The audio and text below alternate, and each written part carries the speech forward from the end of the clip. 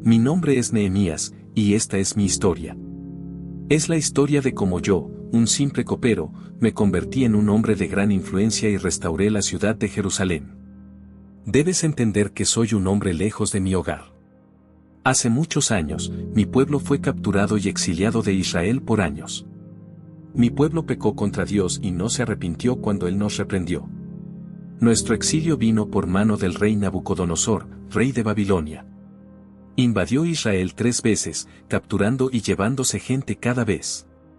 Nuestro destierro no debería haber sido una sorpresa, porque el profeta Jeremías había dicho que sucedería, que duraría 70 años, y luego la gente podría regresar a Israel. Han pasado los años y el rey Nabucodonosor ha muerto, pero seguimos en cautiverio. Ahora reina el rey Artajerjes de Persia. Yo soy un humilde copero del rey. Por mis responsabilidades, vivía en Susa, la capital de Persia, y residía en la ciudadela, es decir, el palacio fortificado de los persas. Mi cuerpo estaba en Persia, pero mi corazón y mi interés estaban en Jerusalén, a 800 millas de distancia. Me interesaba saber cómo estaban las cosas en la ciudad y entre el pueblo. Algunos podrían pensar que un hombre como yo tiene cosas más importantes que hacer que preocuparse por un lugar lejano al que nunca ha ido y por gente a la que es ajeno. Sin embargo, porque mi corazón estaba en las cosas de Dios, ya no era para mí mismo, sino para los demás. Tenía una carga por el remanente de Judá. Aunque no había experimentado su sufrimiento, me identificaba con ellos. Antes de empezar con el contenido de hoy, quiero pedirles un pequeño favor. Si disfrutan de nuestros videos y desean seguir viendo más contenido emocionante, les invitamos a que den me gusta a este video y se suscriban a nuestro canal. Es la mejor manera de apoyarnos y mantenerse al tanto de todas las nuevas historias y videos que compartimos. No se olviden de activar la campanita de notificaciones para no perderse ni uno solo. Gracias por ser parte de nuestra comunidad y ahora, disfruten del video. Un día, uno de mis hermanos vino de Judá con algunos otros hombres, y les pregunté sobre el remanente judío que había sobrevivido al exilio en Jerusalén. Me dijeron, los que regresaron después del exilio están en muchos problemas y vergüenza. El muro alrededor de Jerusalén está roto y sus puertas han sido incendiadas. Las noticias que recibí no eran alentadoras. Los llamaban sobrevivientes, un nombre poco esperanzador.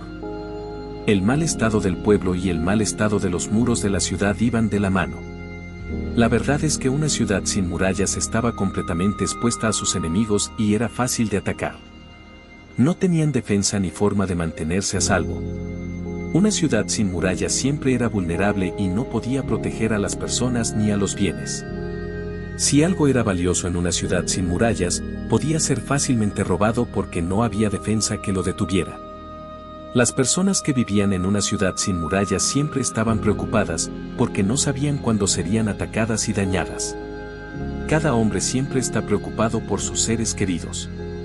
El templo podría ser reconstruido, pero nunca embellecido, porque cualquier cosa valiosa sería tomada rápidamente. Cuando escuché estas cosas, de inmediato no había fuerza en mis piernas. Me senté y comencé a llorar y a lamentarme. Durante algunos días lloré, no comí y oré al Dios del cielo. Dije, Señor, Dios del cielo, el gran y temible Dios que guarda su pacto de amor con aquellos que lo aman y obedecen sus mandamientos, que tu oído esté atento y tus ojos abiertos para escuchar la oración que tu siervo está haciendo delante de ti día y noche por tus siervos, el pueblo de Israel. Confieso los pecados que nosotros, los israelitas, incluyendo yo mismo y la familia de mi padre, hemos cometido contra ti. Hemos actuado muy mal hacia ti. No hemos obedecido los mandamientos, decretos y leyes que diste a tu siervo Moisés. Recuerda la instrucción que diste a tu siervo Moisés, diciendo, si eres infiel, te dispersaré entre las naciones, pero si vuelves a mí y obedeces mis mandamientos, entonces si tu pueblo desterrado está en el horizonte más lejano, los reuniré de allí y los llevaré al lugar que he elegido como morada para mi nombre. Ellos son tus siervos y tu pueblo, a quienes redimiste con tu gran fuerza y tu mano poderosa. Señor, que tu oído esté atento a la oración de tu siervo, y a la oración de tus siervos que se deleitan en reverenciar tu nombre. Da éxito a tu siervo hoy al concederle favor en la presencia de este hombre. No me quejé ni busqué quien pudiera solucionar este problema. Inmediatamente hice lo que sabía que podía hacer, orar y buscar intensamente a Dios en esta situación. Sabía exactamente a quién estaba ayunando y orando. Hay muchos dioses en los que la gente cree, pero solo el Dios del cielo puede satisfacer mis necesidades. Oré a Dios sobre mi dolor y estrés y lo dejé ahí. Verás, como copero del rey, mi trabajo era llevarle vino y probarlo. El copero del rey es una posición significativa en cualquier corte real. El copero era el guardia especial del rey.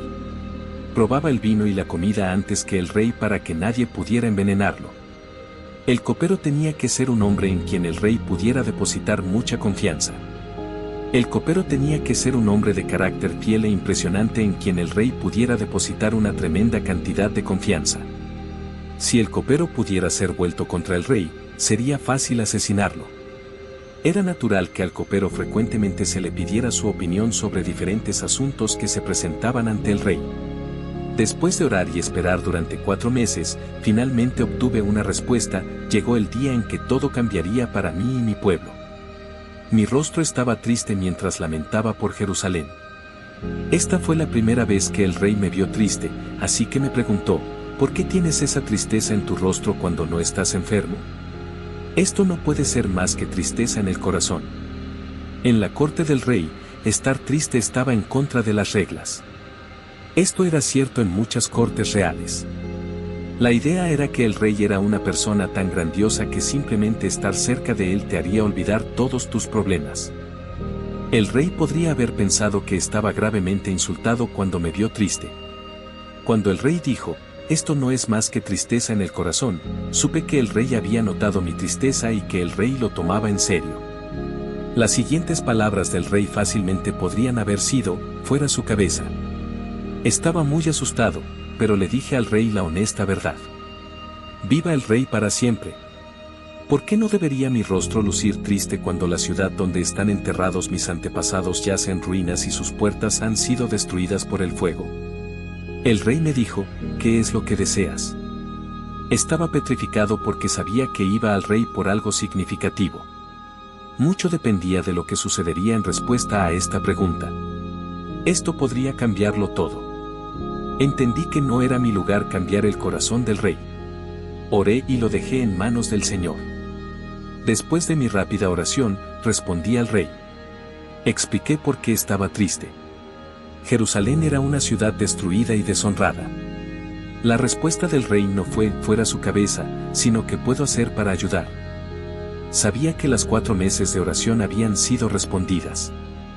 Dije, si agrada al rey y si este siervo ha hallado gracia delante de él, que me envíe a la ciudad de Judá, donde están los sepulcros de mis padres, para que la reedifique. Luego el rey, con la reina sentada a su lado, me preguntó, ¿cuánto tiempo te tomará tu viaje y cuándo regresarás? El rey estaba contento de enviarme, ¡oh, qué honor! Tenía un plan. Los 4 meses de oración no solo los pasé hablando con Dios, inmediatamente dije un tiempo y también pregunté, si agrada al rey, ¿podría darme cartas para los gobernadores al otro lado del Eufrates para que me proporcionen salvoconducto hasta que llegue a Judá, y podría tener una carta para Asaf, guardián del parque real? ¿Para qué me dé madera para hacer vigas para las puertas de la ciudadela junto al templo y para el muro de la ciudad y para la residencia que ocuparé?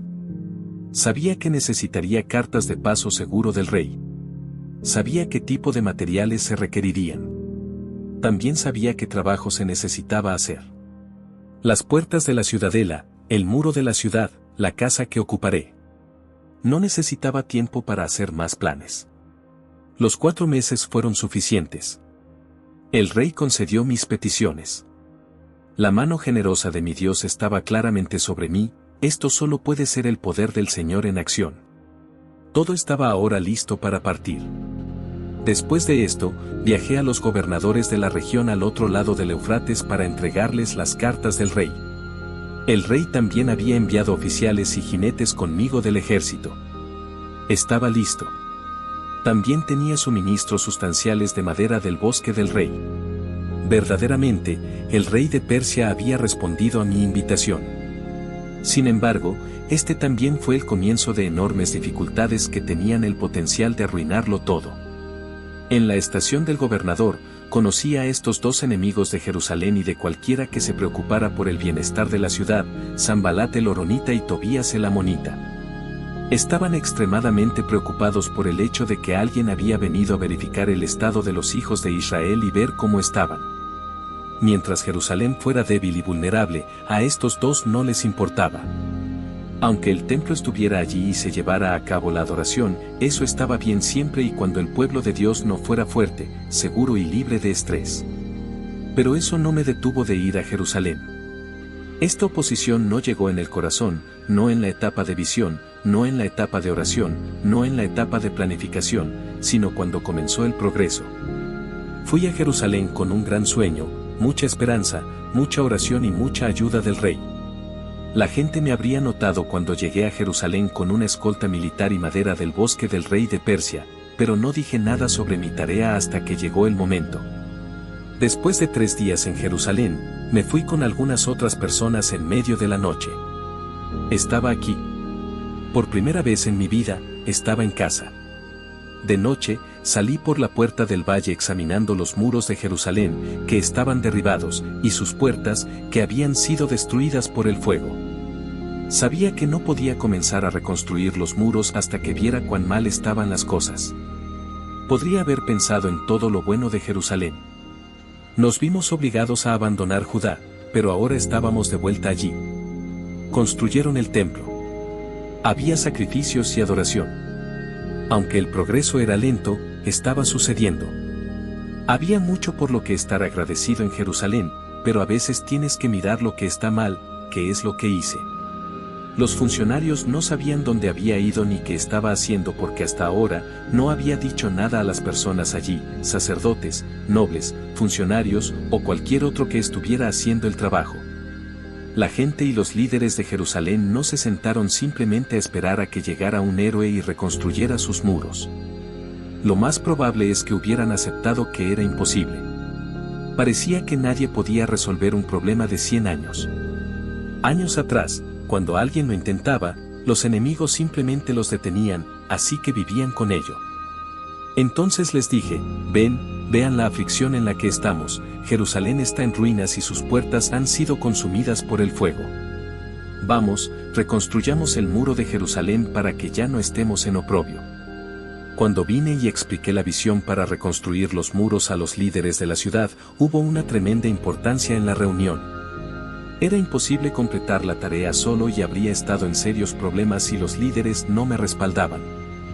Les hablé sobre la mano bondadosa de mi Dios sobre mí y lo que el rey me había dicho. Aseguré a los líderes que este no era mi proyecto, era el proyecto de Dios. Respondieron, comencemos a reconstruir. Así que empezaron esta buena obra, pero cuando Sanbalat el horonita, Tobías el oficial amonita, y Gesem el árabe se enteraron de ello, se burlaron y nos despreciaron diciendo, ¿qué es lo que estás haciendo? ¿Te rebelarás contra el rey? Se mofaron y nos ridiculizaron. Tobías era una figura poderosa debido a sus conexiones con la familia del sumo sacerdote y su habilidad para solicitar ayuda de los sacerdotes. El nombre Tobías significa Yahvé es bueno. Un nombre extraño para un hombre que era opositor al trabajo de Dios. A través de sus matrimonios, Sanbalat estaba relacionado con las familias sacerdotales. Estos hombres eran mis hermanos y los ciudadanos de Jerusalén. Podríamos haber pensado que habrían apoyado mi trabajo, pero no lo hicieron. La oposición siempre es difícil, pero cuando los hermanos no están de acuerdo contigo, se siente como si te hubieran traicionado además de todo lo demás. Sanbalat y Tobías usaron el desprecio en su ataque. Querían que me sintiera burlado, estúpido y necio. Mostraron su desprecio y nos despreciaron con un tono burlón. Me preguntaron, ¿te rebelarás contra el rey? Esta pregunta muestra que ni Sanbalat ni Tobías pensaban mucho en el poder de Dios. El hecho de que hicieran esa pregunta mostraba que pensaban que el rey de Persia era la persona más poderosa de la tierra. Primero, estaban completamente ignorantes. No tenían idea de lo que estaban hablando. Aunque no lo supieran, el rey había dado su bendición, el rey ayudó con el trabajo. En segundo lugar, no les importaba cuánto poder tenía Dios. Incluso si el rey de Persia estaba en contra de este trabajo, no importaba porque el Dios del cielo y de la tierra estaba a favor de ello. No me importaban los comentarios, así que les dije, el Dios del cielo nos dará éxito. Nosotros, sus siervos, comenzaremos a reconstruir. Pero en cuanto a ustedes, no tienen parte en Jerusalén ni ningún derecho de reclamo o histórico sobre ella. Construimos, construimos, construimos. El sumo sacerdote y sus compañeros sacerdotes se pusieron a trabajar y reconstruyeron la puerta de las ovejas. Estas eran las puertas del muro. Las puertas eran los puntos de entrada y salida más importantes de la ciudad y los lugares más propensos a un ataque enemigo. Por lo tanto, el trabajo comenzó en cada puerta y se extendió desde allí. Luego la consagramos. Esto se hace para mostrar que algo es especial y apartado para la gloria y el cuidado de Dios. Estas puertas de la ciudad fueron especialmente hechas para Dios. El sacerdote sabía que Dios quería que todo fuera apartado solo para él. Esto incluía los muros y puertas de la ciudad. El trabajo de cada hombre era importante. A cada persona o familia se le asignó la responsabilidad individual de su trabajo. En su mayor parte, la gente se unió, pero no todos lo hicieron. Estos señores de la ciudad de Tecoa pensaron que eran mejores que el trabajo duro, así que no se unieron. No se someterían. No inclinarían sus cuellos a lo que el Señor quería que hicieran. El verdadero problema era la sumisión. La puerta de la Chane fue reparada por hombres de diferentes profesiones, no constructores profesionales. No tenían las habilidades para hacer este tipo de trabajo. Parecía que tenían una buena razón para no hacer nada, pero se lanzaron y hicieron el trabajo de todos modos, aunque muchas personas no pensaban que estuvieran preparados o capacitados. Construyeron muros alrededor de Jerusalén. Colocaron sus vigas y colocaron sus puertas con sus cerrojos y barras. Hice que cada hombre fuera responsable del trabajo que hacía. Cada hombre estaba a cargo de una parte específica del muro y se sabía que era responsable de ello. Nadie quería que pensaran que eran malos trabajando para Dios. Hicimos que tanto los de alto como los de bajo rango trabajaran juntos. El hombre que vivía en una sola habitación, los líderes y el sumo sacerdote trabajaron juntos. No me importaba si la gente intentaba cosas nuevas. También les dije a las personas que comenzaran con sus propios hogares, y no rechacé a las personas porque hubieran pecado o mentido en el pasado. Cuando Sanbalat se enteró de que estábamos reparando el muro, se ofendió y se enfureció. Se burló de nosotros y frente a sus compañeros y el ejército de Samaria, preguntó, ¿qué están haciendo esas personas débiles? ¿Restaurarán su muro? ¿Ofrecerán sacrificios? ¿Terminarán en un día? ¿Pueden devolver las piedras a la vida desde esos montones de escombros quemados como están? Tobías, el amonita que estaba a su lado, intervino y dijo, lo que están construyendo, incluso una zorra que trepa sobre ella derribaría su muro de piedras. Después de que el trabajo ya había comenzado, se indignaron y se agitaron mucho por la situación. Como la mayoría de los intentos de hacerte sentir mal, las palabras del enemigo contienen un grano de verdad. Como constructores, no lo completaríamos en un día. No teníamos las mejores herramientas para usar. No discutí. No formé un comité. Ni siquiera traté directamente con los dos enemigos. En cambio, lo llevé a Dios en oración. Oramos, escúchanos, oh Dios, porque somos despreciados. Haz que sus insultos caigan sobre sus propias cabezas. Entrégales como botín en una tierra de cautiverio. No cubra su culpa ni borre sus pecados de tu vista, porque han arrojado insultos en el rostro de los constructores. Así que reconstruimos el muro hasta que alcanzó la mitad de su altura porque la gente trabajaba con todo su corazón. Pero Sanbalat, Tobías, los árabes, los amonitas y la gente de Asdod se enfurecieron mucho cuando escucharon que habían comenzado las reparaciones en los muros de Jerusalén y que se estaban cerrando las brechas.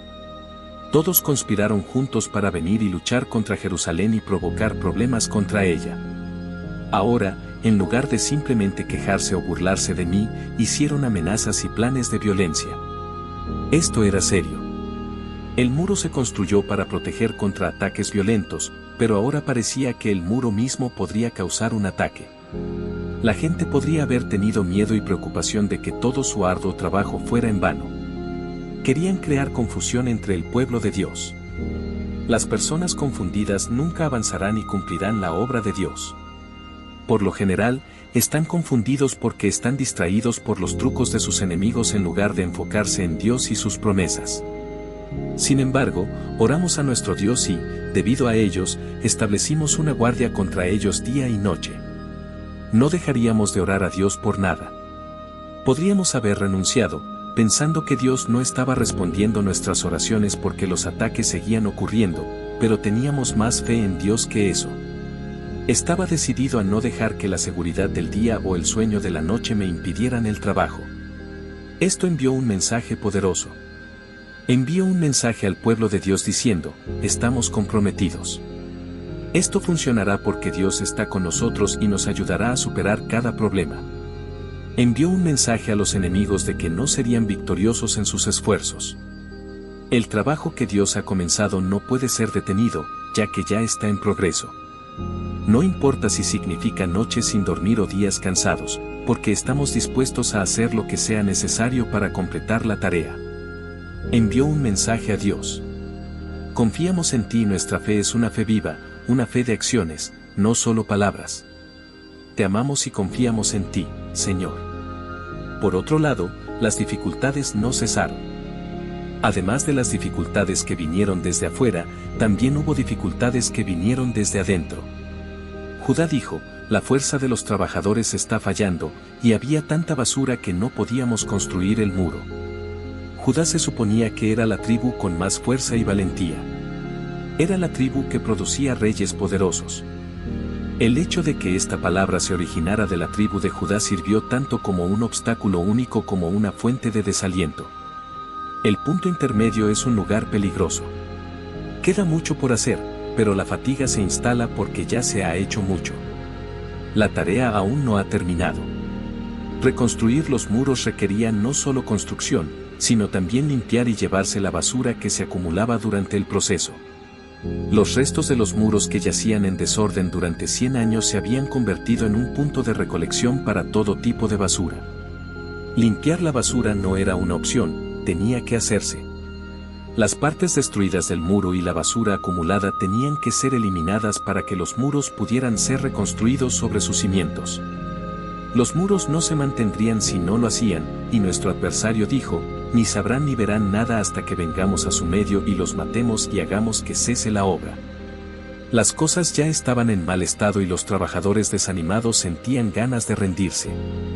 Ahora, el enemigo estaba haciendo planes para atacar a los trabajadores que estaban reconstruyendo los muros. Los enemigos sabían en este momento que la única forma de hacer que dejaran de servir a Dios y hacer su obra era matándolos. Las personas que vivían cerca de nosotros vinieron y nos contaron sobre el plan malvado. Los enemigos de Dios hicieron todo lo posible, pero Dios siempre estaba a cargo. Los enemigos no sabían que personas leales estaban escuchando lo que estaban planeando. Los que escucharon el plan no tenían suficiente sentido para saber qué hacer. Tenían miedo, y creo que les molestaba que yo tampoco tuviera miedo. Coloqué a algunas personas detrás de los puntos más bajos del muro en los lugares expuestos, colocándolos por familias con sus espadas, lanzas y arcos. Después de echar un vistazo a todo, me levanté y dije a los señores, funcionarios y al resto de la gente, no tengan miedo de ellos. Recuerden al Señor, que es grande y terrible, y luchen por sus familias, sus hijos e hijas, sus esposas y sus hogares. Les ordené que sacaran su armadura.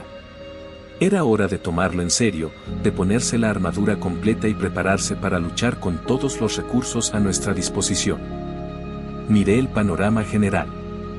Aunque la tarea era difícil, no había razón para tener miedo. Me aseguré de que no olvidaran por qué estábamos luchando. Cuando nuestros enemigos escucharon que estábamos al tanto de su complot y que Dios lo había frustrado, todos volvimos al muro, cada uno a su trabajo. Tan pronto como los adversarios notaron las defensas, comenzaron a retirarse. No querían pelear, ya que estaban seguros de que saldrían perdiendo. Los enemigos querían que el pueblo de Dios les entregara una victoria fácil al no vigilar y estar listos. A partir de ese día, la mitad de mis hombres trabajaban y la otra mitad recibía espadas, escudos, arcos y armaduras. Los oficiales se pusieron detrás del pueblo de Judá que estaba construyendo el muro. Las personas que llevaban suministros hacían su trabajo con una mano mientras sostenían un arma en la otra. Después de eso, me dirigí a los nobles, funcionarios y al resto de la gente diciéndoles, el trabajo es extenso y está disperso, y estamos separados a lo largo del muro. Donde quiera que oigan el sonido de la trompeta, únanse allí, nuestro Dios peleará por nosotros. Además de eso, les instruye a hacer que cada hombre y su ayudante se queden dentro de Jerusalén por la noche para que puedan servirnos como guardias por la noche y como trabajadores por el día. Ni yo ni mis hermanos, ni mis hombres, ni los guardias conmigo, nos quitamos la ropa. Cada uno tenía su arma, incluso cuando iba por agua. Pero luego los hombres y sus esposas levantaron un gran clamor.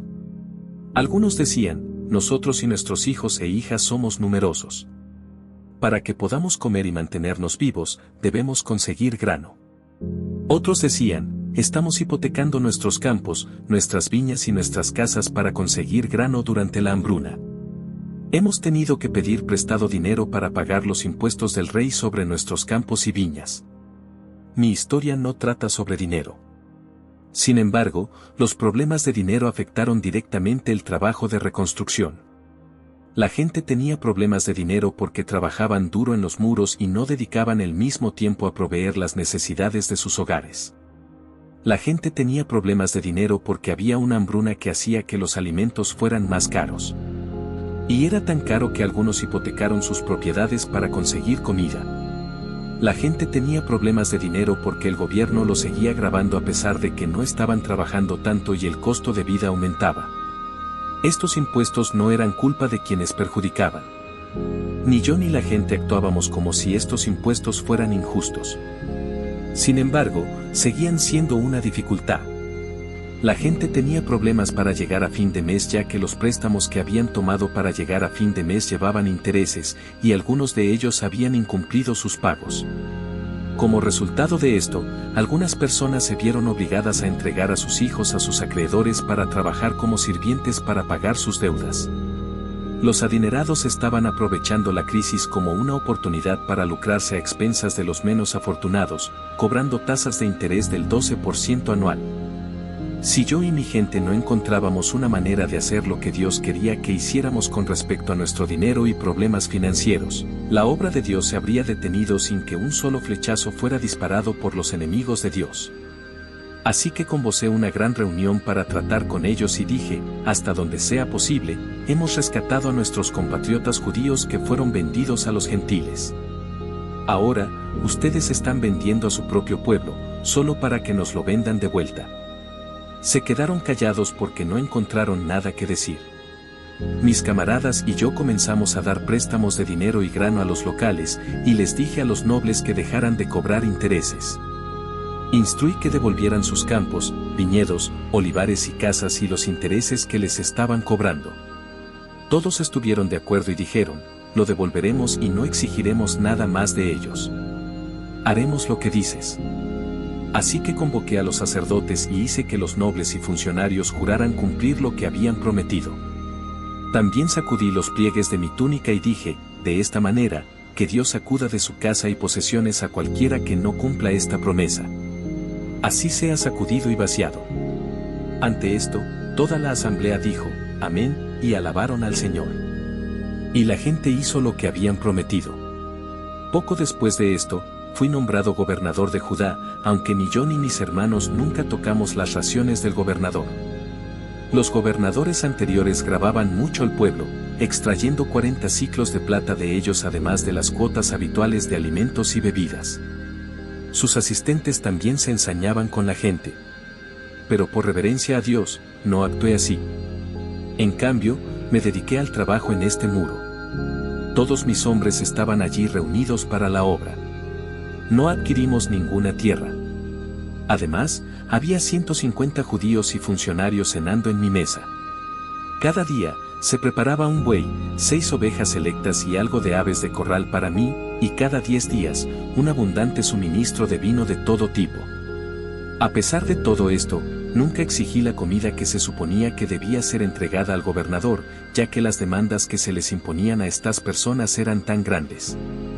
Ahora, ¿qué pasó cuando Sanbalat, Tobías, Gesem el árabe y el resto de nuestros enemigos supieron que había reconstruido el muro y que no quedaban brechas en él?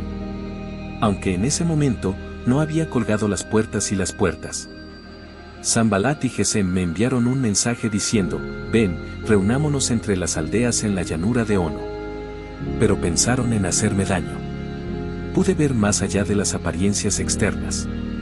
Así que les envié mensajeros diciendo, estoy haciendo una gran obra y no puedo bajar. ¿Por qué debería cesar el trabajo mientras lo dejo e ir a verte?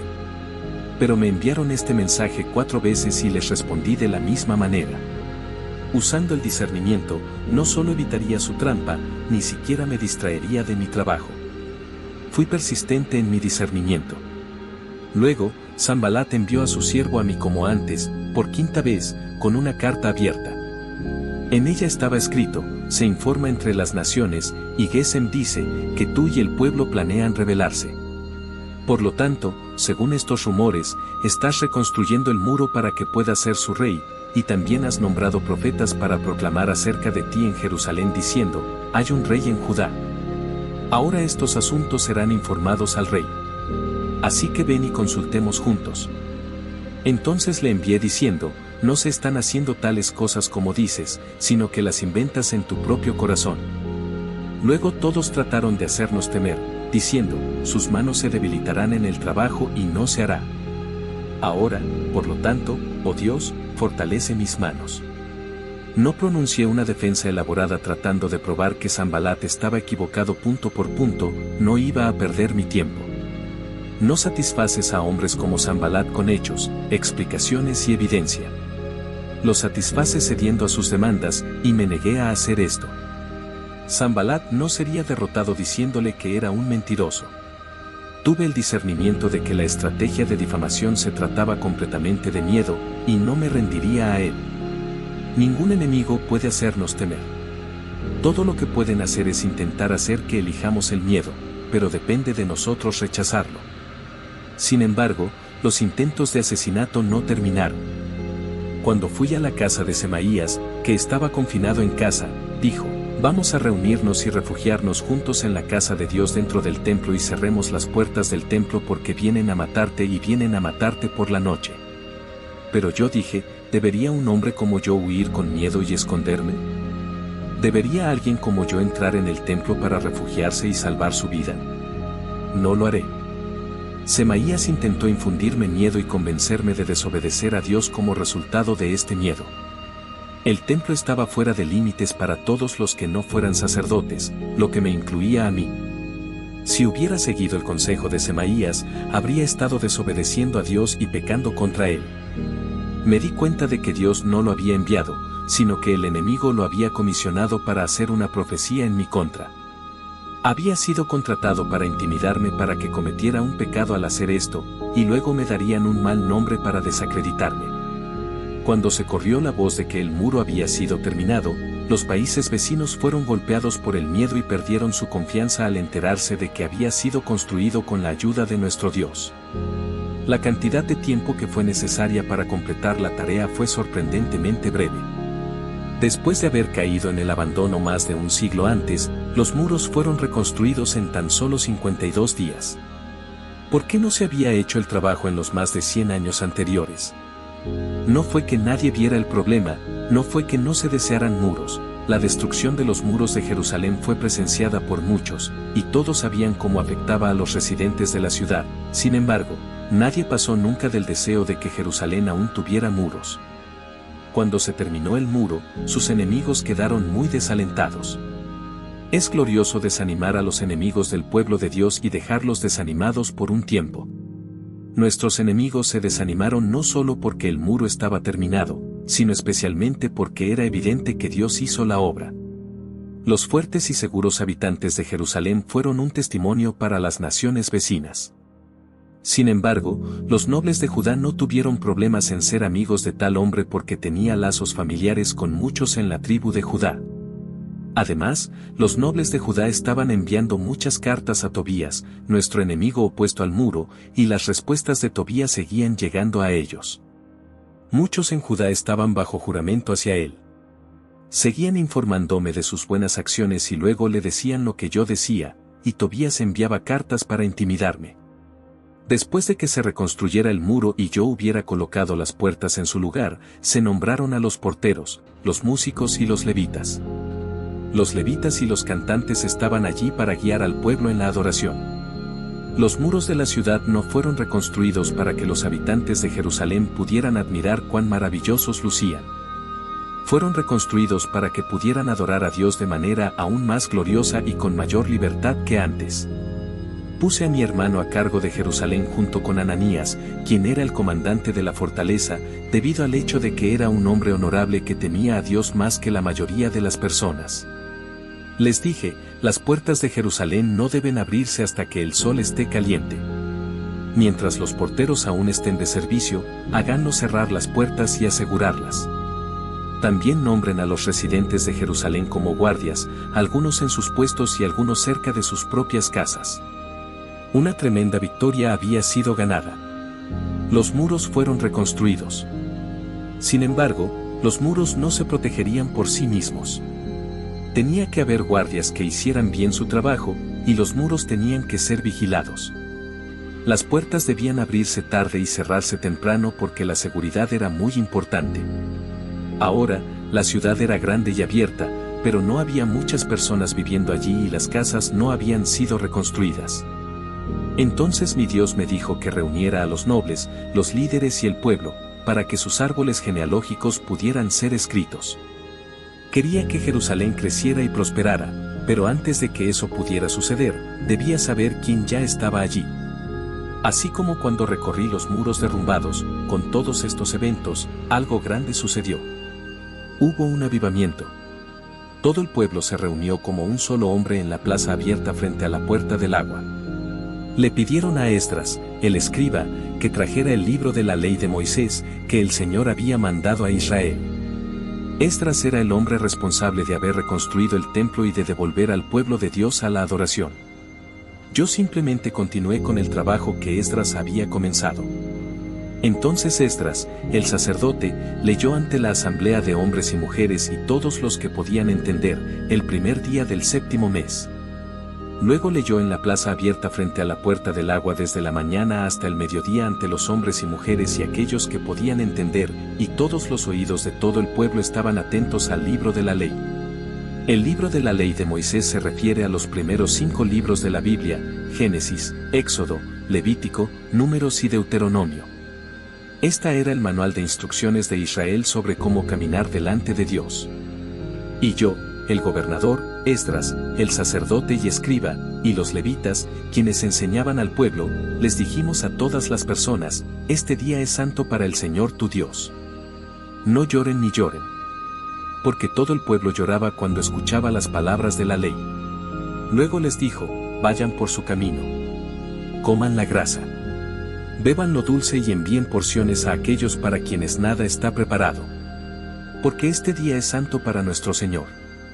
No se entristezcan, porque la alegría del Señor es su fuerza. Entonces los levitas calmaron a todo el pueblo diciendo: estén tranquilos porque el día es santo. No se entristezcan. No me preocupaba únicamente por la reconstrucción externa de Jerusalén, también me dediqué a la reforma religiosa de Judá.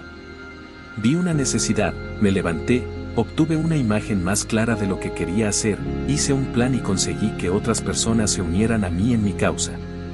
Soy un testimonio de fidelidad y perseverancia. Viví lejos de mi hogar, pero nunca dejé de esperar poder regresar. Pasé la mayor parte de mi vida en el exilio en un país donde la gente no creía en Dios. Pero nunca dejé de creer en el Dios de Abraham, Isaac y Jacob. Fui un guerrero de oración que lo llevaba todo a Dios en oración y rezaba por mi pueblo. Fui honrado por mi arduo trabajo y persistencia. Me preocupaba tanto mi pueblo que nunca dejé de esperar su regreso, no solo a nuestro país, sino al Dios que primero llamó a nuestro antepasado Abraham de la misma área y hizo un pacto con él, uno que creía que perduraría para siempre. Mi nombre es Nehemías, y esta es mi historia.